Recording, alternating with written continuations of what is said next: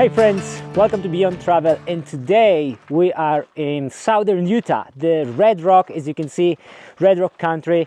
And in this episode, I want to take you on an adventure in this part of Utah. We are now in Buckskin Gulch, which is normally a 20+ mile hike, but what we are going to see is the first few miles, maybe 3 miles, 4 miles into the canyon. Now you start this by driving about 1 hour from Kanab. From there you have about 2-mile hike on the open path. So if you're coming in summer just like us, be prepared. It's super hot. At the moment it's almost 4 p.m. and it's 36 degrees. So it's really, really hot. But then you're supposed to enter this massive, beautiful canyon.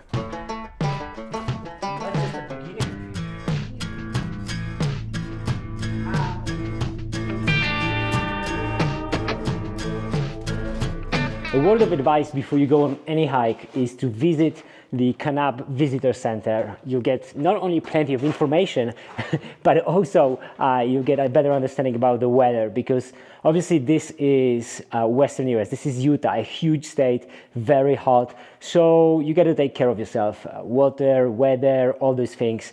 And in the Kanab Visitor Center, you'll get all this information firsthand. And also, we got this hike recommended by a sweet Judy from Kanab Visitor Center. We were planning to do something completely different, and then we saw the amount of hikes that are available here. She recommended this. Normally this is, like I said, a 20+ mile hike, but we're doing only 3.5 mile out and 3.5 mile back.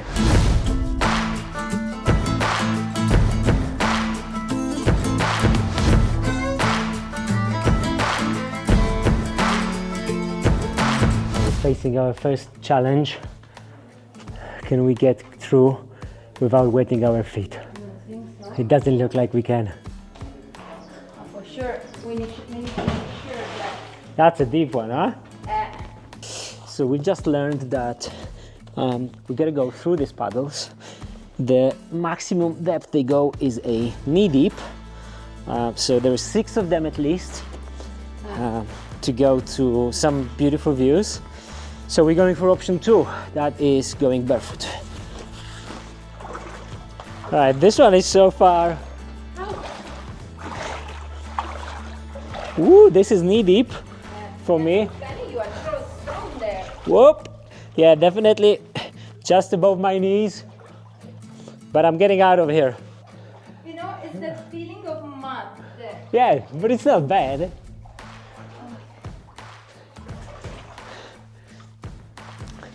One down, 5 more to go at least.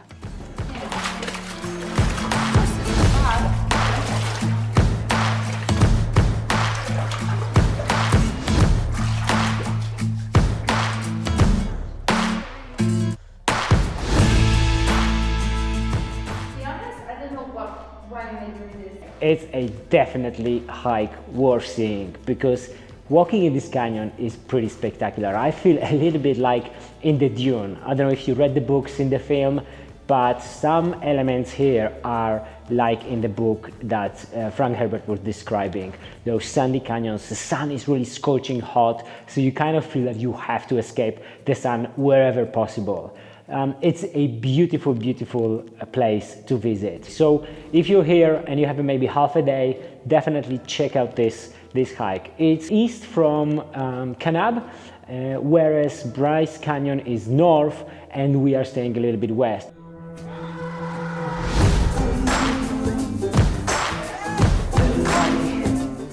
I think we've done about 7 or 8 paddles on our way, so it's a good start to this 3-day adventure. Our only initial plan was to do something super easy, which I think will be a filler for tomorrow and the day after during the hot hours of the day, because it's we want to go to cave, and actually 2 different caves. So I think this will be a nice filler. This was a totally unplanned, and those kind of days and those kind of adventures are, I think, the best, because you just end up in these beautiful places.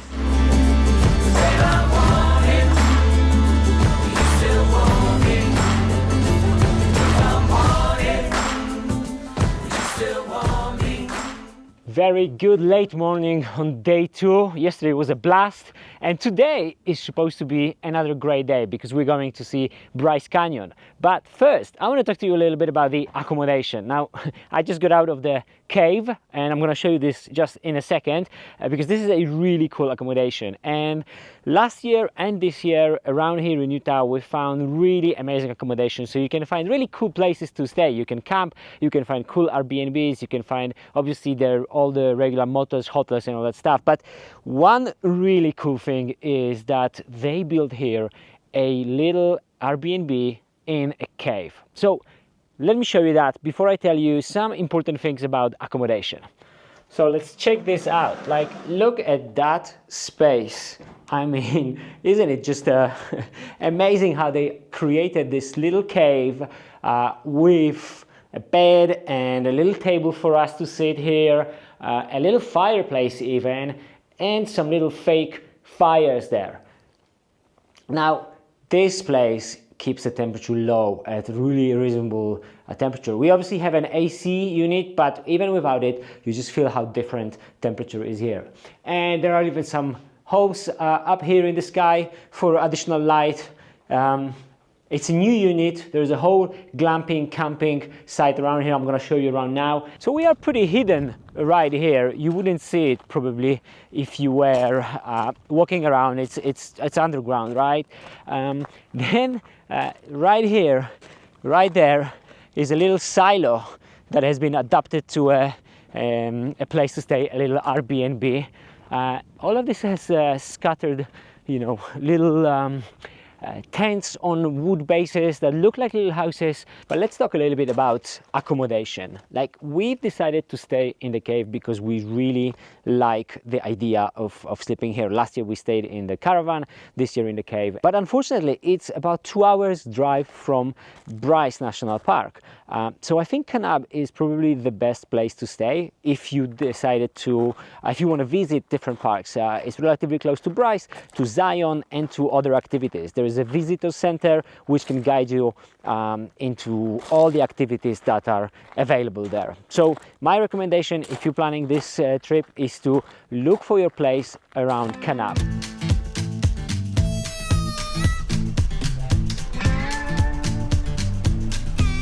Hello.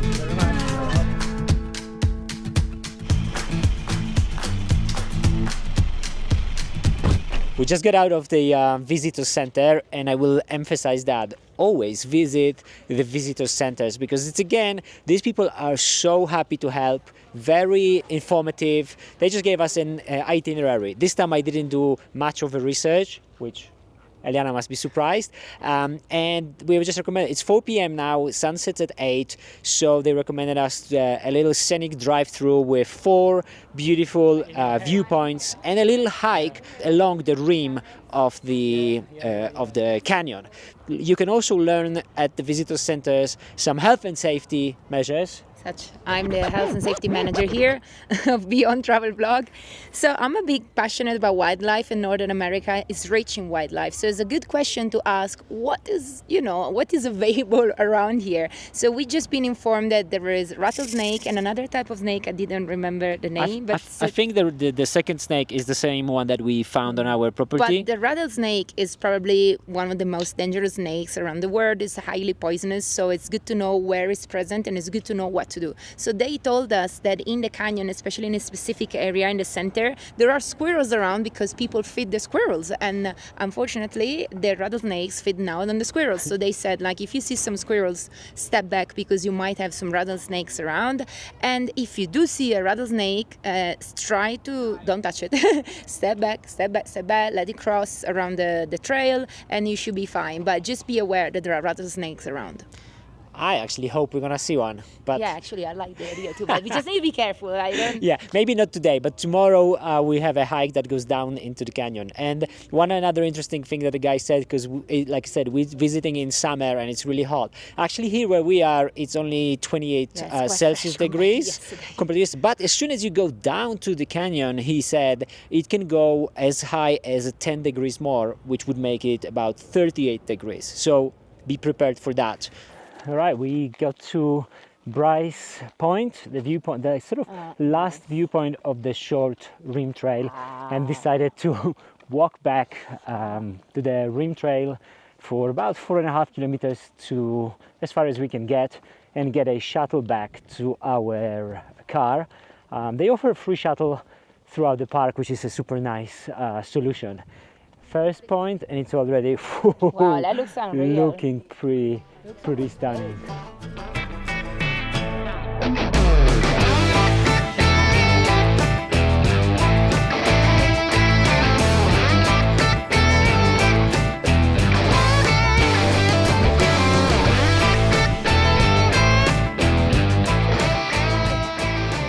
This is pretty unique because as we're walking along the rim, on one side you see a forest, a green space, and you would never say, being there, that on the other side you have this this canyon, these weird constructions, these weird structures looking there. I mean, it's pretty unique.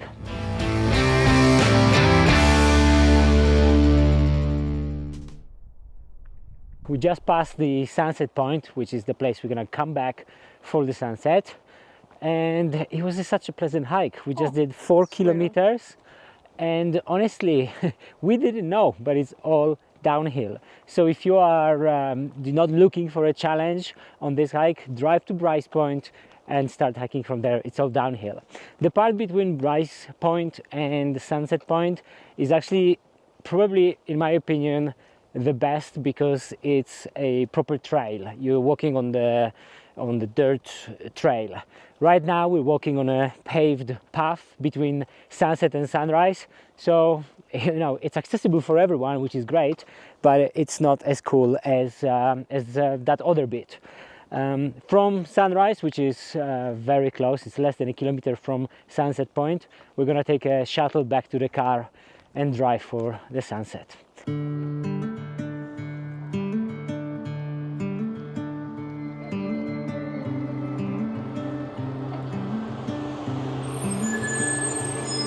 How long does it take to the Bryce Point, roughly, from here? To walk? No, drive. How long is the shuttle gonna take us? I don't go there. Oh, you don't go to Bryce Point? We only go on a certain, So what's the closest to Bryce Point we can get to? the visitor center, and then you have to take a shuttle to Bryce Point. I will not be going that way. So that's not a shuttle to Bryce Point. That's a shuttle to the visitor center. Go to the visitor center, catch another shuttle to Bryce Point. Thank you, sir. So a quick update. We just realized that the shuttle bus from Sunrise Point doesn't go directly to Bryce Point, where you have to go to the visitor center, which is the next stop after Sunrise Point, and take a different shuttle to the Bryce Point. So if you're planning to do what we did, count that in and don't make that mistake. It seems like we missed the last shuttle bus by literally 3-4 minutes. So it seems like we don't have any other way to get to Bryce Canyon but try to hitchhike or walk. And I don't want to walk, really. So I'm going to try to hitchhike or ask people. Right, a little bit of asking, and we have a ride with a family here. They're really going just to Sunset Point, but they're going to take us to our point. So, lucky point. Aquí estamos, sí. Saved by the Spaniards. So, Sí, esatto. have a nice holiday. Yeah, you too. Yeah. Thank you so much much. for saving us. So all the drama with the car, unfortunately we missed the best part of the sunset. So if you're planning to do that, come in pretty much in maybe an hour and a half before the actual sunset, because that's when the beauty of the light happens in that canyon. But nevertheless, we got a tiny glimpse of what it looks like and decided to come back tomorrow for our hike at a crazy 7 a.m.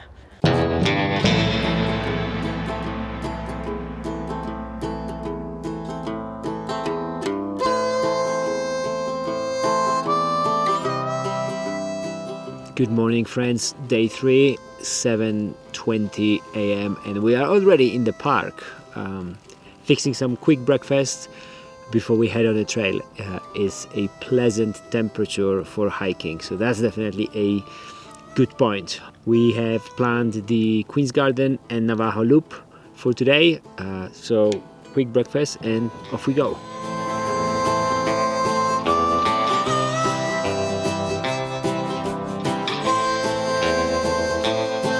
You can already feel the weather, the temperature. 8 a.m. right? 8 a.m. but it's still, there's a nice breeze. Very excited about this hike. It's from the pictures, it looks magnificent.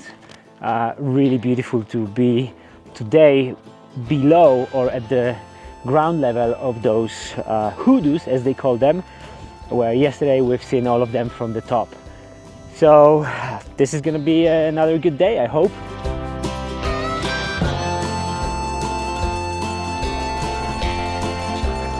So far this is proving to be a great hike, no? For me, it's a 10.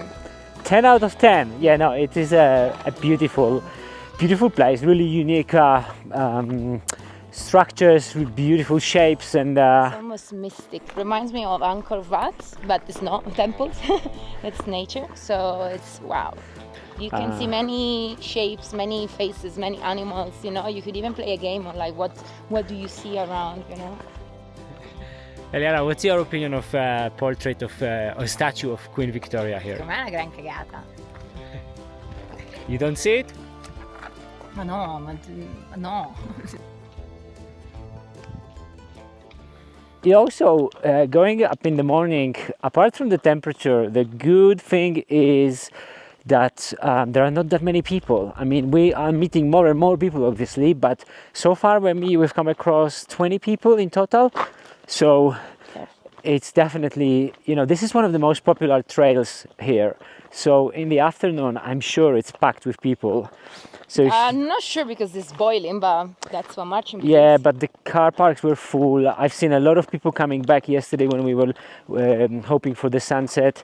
So I think because it is so popular, it gets packed. And another thing going up in the morning, sun is still quite low and creates still a lot of shadow. So you walk between the sun and shadow, and that's really makes it a pleasant walk.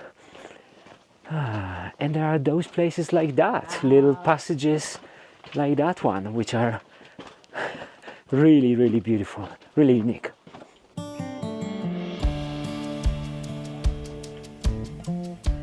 It's 9 a.m. and we're really covering distance pretty well.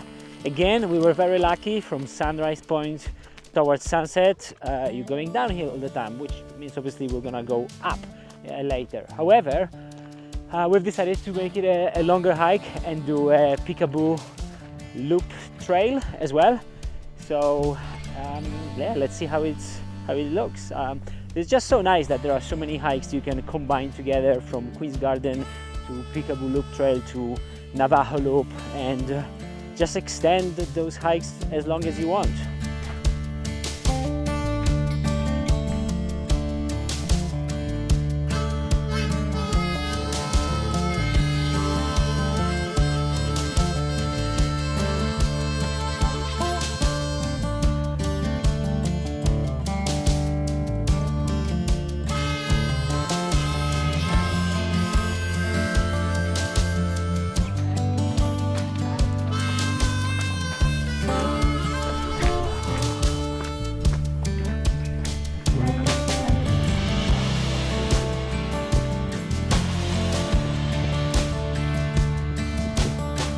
Right, time for a little wrap up. It's 12:15. We've done pretty much bang on 10 kilometers. So if you combine all of those 3 hikes, being Queen's Garden, Navajo Loop and Peekaboo Loop, that's 10 kilometers. It took us 4 hours. The temperature was great, and you can feel the difference now. We met a ranger who said the temperature is, you know, acceptable here because we are at 8,000 feet compared to Zion National Park, which we did last year, and it was unbelievably hot. Oven. It was like in the oven. So there is that. Nevertheless, it's 12 and we can already feel the heat. But on top of that, something that I am really happy about is that in the morning there were no people, and at this hour it feels like a Las Vegas Strip almost. But it's July, so that's it for you. It's summer, right? Eliana already gave it 10 out of 10. Yeah. Plus. Yeah, 10 plus. No, it's absolutely stunning. If you're coming to Bryce Canyon, if you're coming to Southern Utah, Bryce Canyon should be on your list. Yeah. Definitely. And now we're off to a couple small adventures which are between Kanab and Bryce. One of the three things that I want to recommend you if you're staying around Kanab is Belly of the Dragon. Now it sounds pretty funny. We just got here.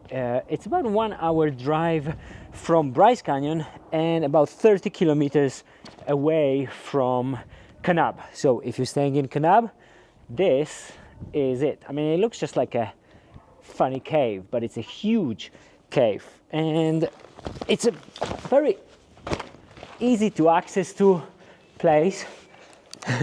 And it is pretty cool because it's a very long tunnel. So let's go and explore that.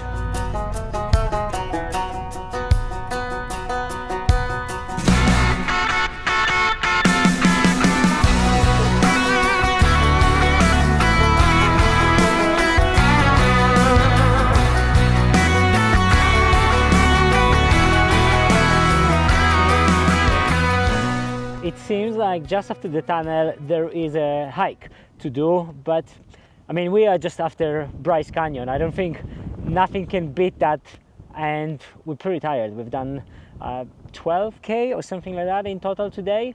So if you're staying around here and it's your easy day, sure, go for it. But we're gonna pass on that and move on to another local adventure here.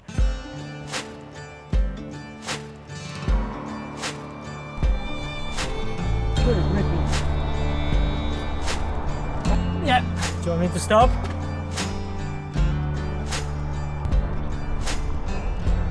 Our final stop on this short trip around Kanab are the sand caves, which you can see behind me. How is it? Finito. Okay, so it is one long cave with a lot of sand on which you walk. This is behind us, really a dead end, I think, right? Yeah. But yeah, all of them are looking on the street or on the out. So it's a good family activity with the kids. Or if you want to come and chill out here for a while, escape the sun, because it's 5 p.m. now and it is really hot. That's the eye of the tiger. One more activity that you should check out when you are here, and we did that a few days ago when we were here with a part of an event that was organized in Kanab, is go ATV riding in the sand and visit the Peekaboo Canyon. Check this out because it's really worth visiting. I have a short video for you.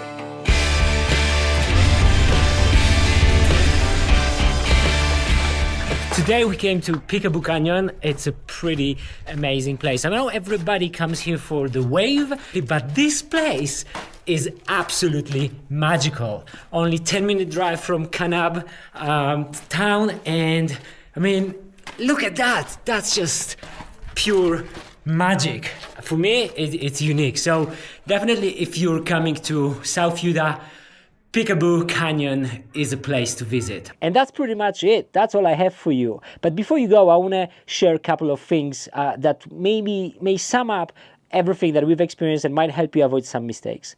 First of all, Bryce Canyon. Bryce Canyon is a must-see place. And if you're deciding to go for at least 2 days, if not 3 days. There's so much to see, so much to do. Hikes are really, really amazing. You go into the canyon and straight away you are amazed by those hoodoos, as they are called, by those structures, the stones, really, really beautiful and unique. So don't skip it, don't do just a half day, go for at least 2 days.